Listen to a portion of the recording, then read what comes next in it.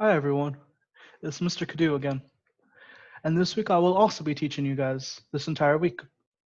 Uh, Before I start though, I want to thank you guys for the way you behaved and the way you interacted with me during the first week. It was so helpful, and you guys did so fantastic on the assessments. For this week, actually, we're going to start off Monday with a project on Native Americans and the European explorers. What I'm going to do, I'm going to go over a couple different things with the Native Americans. I'm gonna have you guys split you guys up in a group to make posters. I have the poster paper right here. Um, Before I start though, I have a couple questions for you guys. What do you think the Native Americans and Americas in general was like before the European explorers arrived? Let me look around. Jamie, what do you think? Um, I think maybe they were just like technology-wise, they're a little below. I remember you mentioning last week about how a lot of them got sick from the European diseases. I'm like, yeah, Billy, that's correct. But their immune systems were completely different. So the new viruses like smallpox and that kind of thing really devastated the Native American population. Um, Another thing I want you guys to know, there was tons and tons of people living in the New World, living in the Americas before the Europeans arrived. There was a variety of languages, customs, belief. And today we're going to look at five of the most indigenous cultures, the five most important, and talk about how they were affected by the European exploration. So what I want you guys to do, uh, first and foremost, get out your devices, please. And I want you guys to input this link for me, okay? bit.ly/2k2dvxxo. This link will actually lead you to a presentation I have. This will give you guys the instructions, the rubric, everything you guys will need. And I'll go through it page by page, so don't worry about it, nothing stressful. So what we start off with is with the Incas, the Aztecs, the Mayas, the Tanos, and the Irocas. On your poster, I want you guys to conclude three very important things: the basic facts, the cultures, and their interactions with the Europeans. So, basic facts, I want to know who those people were, where did they live, when did they live. I want to know about their culture. I want to know about their religion, their way of life. I want to know about their interactions. And finally, I want to know about the interactions with the Europeans. What happened? Was there positive effects? Were there negative effects? Did people die? Did people get turned into slaves? I'm just gonna set you up in groups of five. Whatever rows you guys are in, row one, row two, row three, you guys are the groups. Billy, please hand these out. Thank you, Billy. So first off, let me go over the rubric. So it's 20 points total. As you can see, each section 5 points. Nothing, 4 points. Sorry. Graphics, organization, mechanics, presentation. It's very appropriate. It's very important that you talk very appropriately, very maturely, and very concise and clear. That's one of the most important things. Now will be docking points if you guys do not. I understand if there's a slip up here and there. No one's perfect. I'm not perfect. I guarantee you, I slip up every now and then. I won't count that against you. But if I can tell you guys do not know your material, you will get docked. Here's an example of the poster. It's pretty simple. Put the name, the basic facts, your location, your time, your date, the culture, your interactions. The pictures I want you guys to draw. I'll give you pictures and just draw them to the best of your ability. I will not count the artistic, I will not take away points for artistic skills. As long as you try, you will get 100 for that part. And as we can see, I'll start off with the Incas. Every group will get a version of this: who they were, the social structure, your custom, traditions, religion. Also, you'll get basic European encounters and impacts today. Each group will get a packet filled with information.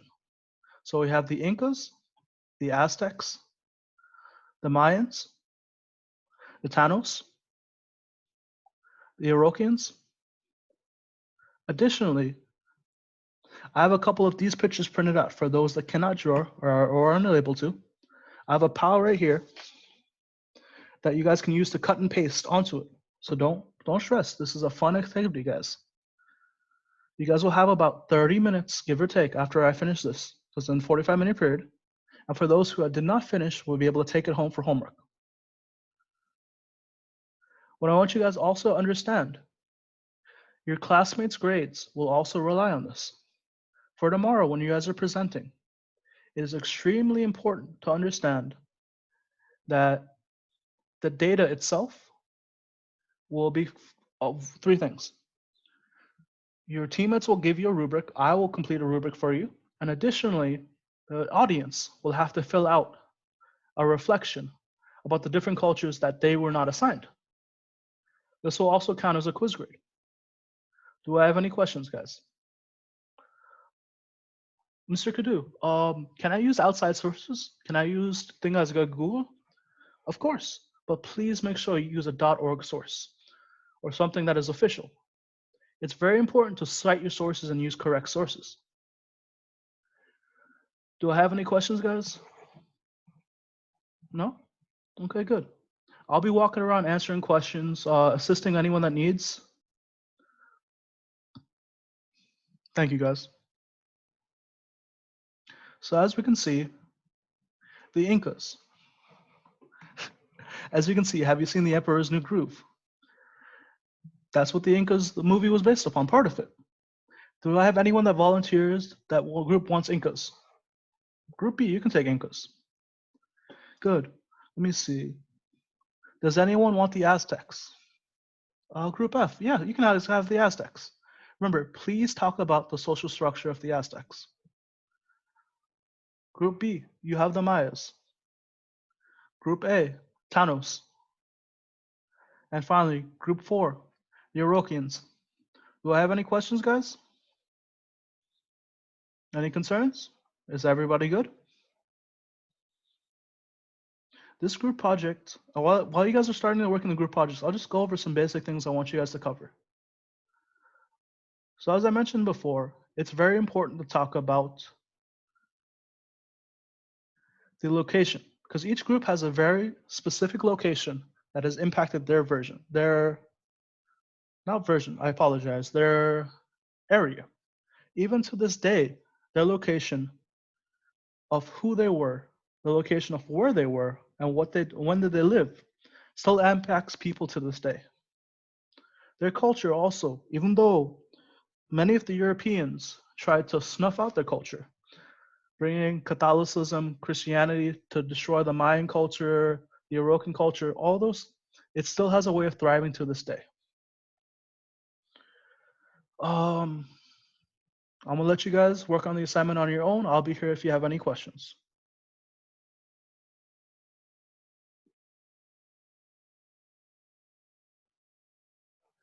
And for this assignment, I plan to let the students work on their own. The students take the lead of this. Because for me, I think that's very important that this covers two different things. It covers student-driven teaching and student-led teaching. The student's effort is what creates the project. While I may give them all the data, all the pictures, it's their job to put it together like a puzzle. And since majority will not reach out for other data or other information, they use what's given, I can already tell that's validated. That's valid data that nothing's wrong, that's 100% correct. And if they follow that to T, the assignment will be great. But what I also want to do, since I'm walking around a lot, I want to make sure that not just one person is working on the assignment. It's a group of 5. 5 is a little bigger than I wanted. I prefer 3 to 4, but with this project, 5 of 22 is 4 people, sorry. 4 people per group is better than 5. And also the rating system, the rubric for teammates is also included in here, where they participate, they stay focused. That's very, very important to keep the students on track, because I believe that students that are taught by other students learn better than actually teaching from the teacher, because it's one of their peers teaching it, because they may have a different way of me explaining to them, because I may explain it very book-wise, but these students may put in different cultures of this time compared to their culture, their traditions, compare something of their personal value that will help make the project more relatable, and that's what I want. And I think throwing in a project every 2 weeks is also really important. Like, even though it's a small project, it's not really one of those big projects to take home, but it's something I can still get grades for because of the rubric. I can file those away. I can see how their interactions are. Maybe next time I might even let them pick their own groups. I'm a little hesitant about that because when they pick their own groups, it's sometimes they just pick their friends or they pick everyone that just talks and they get distracted. When it's randomized, it's a little different. The goal is they should finish by the end of the period because I do give them 30 minutes. It should take me, actually, I should give them almost 40 minutes because it didn't take me more than 5-10 minutes to explain this.